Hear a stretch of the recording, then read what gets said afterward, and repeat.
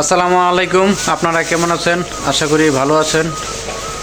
এক ভাই কমেন্ট করেছে, ভাই কিরগিজস্তান কি আমি আসতে পারি? এখন এই বিষয়ে আপনি কিছু আমাকে জানান। তো বলি ভাই, কিরগিজস্তানের অবস্থা এমন হয়েছে যে আপনার এক কোম্পানিতে তো কাজ করা যায় না, টাকা পয়সা ঠিক মতো দেয় না। আপনারা যদি এদেশে আসেন তাহলে নিজের পায়ে নিজে কোড়াল মারবেন। তাই আমি বলি কিরগিজস্তান ছাড়া অন্য কোনো দেশে আপনারা যাওয়ার চেষ্টা করেন। আর আপনারা যদি কিরগিজস্তানে আসেন তাহলে খুবই খুবই খারাপ অবস্থা কিরগিজস্তানের। ভালো কোম্পানি তো নাই নাই বললেই চলে।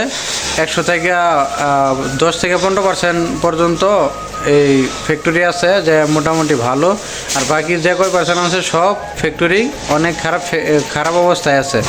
তাই আমি বলি সবাইকে, আমি একটা সাজেশন দিব যে কিরগিজস্তানে না আসেন। তো কিরগিজস্তান যদি গার্মেন্টসের কাজ জানেন কোনো ভাইয়েরা, তাহলে আপনারা রাশিয়াতে যেতে পারেন।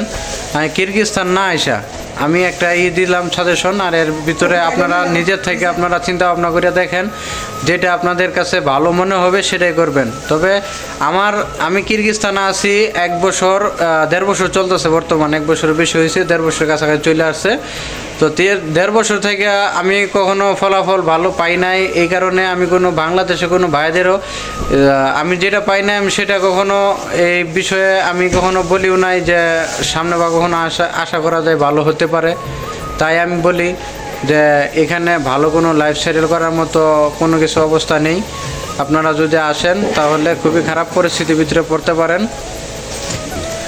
আর এই দেশের যে সিস্টেম, এই দেশে আসলে কোনো সুযোগ সুবিধা যে পাইবেন এটা তো একবার ভুলে যেতে হবে। কারণ এই দেশের সিস্টেমটা হচ্ছে আপনি আসবেন আপনার টাকা দিয়া, এখান থেকে আবার যাইবেন আপনার টাকা দিয়া। এখানে কোনো কোম্পানি কোনো বহন করবে না আপনার কোনো টাকা। তাই আপনারা বুঝে শুনে আসেন যদি আসার ইচ্ছা হয়। আমি আমারটা বলে যাইতেছি, আবার এক ভাইও বলেছে যে ভাই আপনি একক সময় একক কথা বলেন। আমি ভাই এই চ্যানেলটা বানানো হয়েছে এদেশের যে পরিস্থিতি, যে সময় যেরকম হয় ওরকমের পরিস্থিতি আমি সবাইকে উপস্থাপন করার চেষ্টা করি। তো ভাই ভুল মানুষের হতে পারে, তবে আমার যে ভুল হয় না এমন কোনো কথা না, আমার ভুল হতে পারে। সবাই ক্ষমা দৃষ্টিতে দেখবেন আমার কথায় যদি কোনো ভুল পান। তবে আমি এখানে যেটা সত্যি ঘটনা যা চলে তাই আমি সবাইকে জানানোর চেষ্টা করি। আর এখনকার যে পরিস্থিতি দেখলাম এতদিনে, ওই সমস্ত মানুষের কথাই শুনছি, আর এখনকার আমি ডাইরেক্টলি নিজের অভিজ্ঞতা থেকে বলতেছি, এদেশে আসলে তো আপনি নিজেই বুঝতে পারবেন যে আসলে এই দেশের কী অবস্থা। এই দেশের যে ঠান্ডা অবস্থা, আপনারা যদি আসেন এই দেশের, আপনার বিদেশে যে কাজ করার মন মানসিকতা এটাই মনের থেকে মরে যাবে।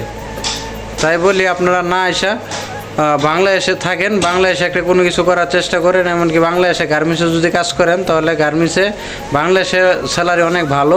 এদেশে আইসা নিজে ক্ষতিগ্রস্ত নিজে টাইনে আনবেন না। তো ভালো থাকবেন, সুস্থ থাকবেন, আপনাদের জন্য দোয়া করি। আর আপনারা দোয়া করবেন আমার জন্য, যেন খুবই চালু দেশে চলে আসতে পারি। কারণ এদেশের অবস্থা বেশি একটা ভালো নয়, তাই আর কি। ভালো থাকবেন।